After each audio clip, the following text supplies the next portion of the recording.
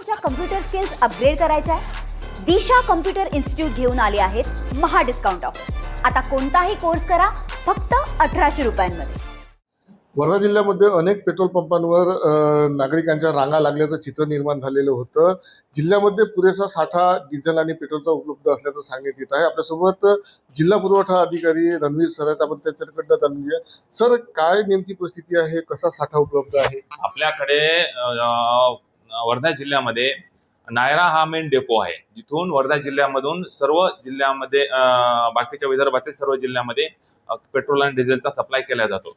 जर आज रोजी आपण वर्धा जिल्ह्यातील नायरा डेपोमध्ये साठाचा जर आढावा घेतला तर त्या ठिकाणी त्यांच्या डेपोमध्ये जवळपास 48 लाख लिटर हे पेट्रोल आहे आणि 99 लाख लिटर डिझेल आहे आणि तिथून त्यांचा रेग्युलरपणे सर्व ठिकाणी सप्लाय चालू आहे।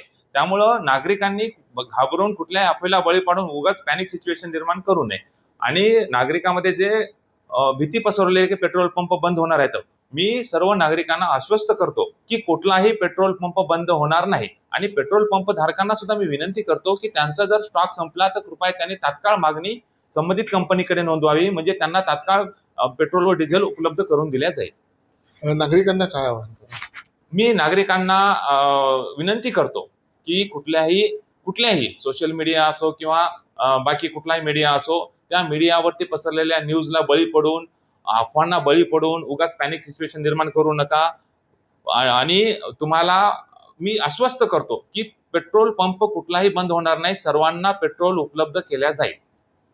नक्कीच जिल्ह्यामध्ये पेट्रोल आणि डिझेलचा पुरेसा साठा उपलब्ध असून नागरिकांनी अफवांना बळी पडू नये असं आवाहन प्रशासनाच्या वतीने करण्यात आलेलं आहे। महेश हुंजेवार, TV9 मराठी, वर्धा।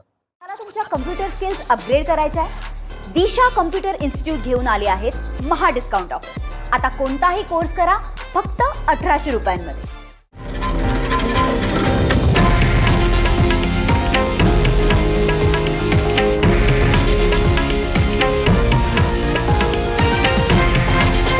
हे आहे देशातील नंबर 1 न्यूज नेटवर्क आणि आपण पाहत आहात TV9 मराठी, एकमेव।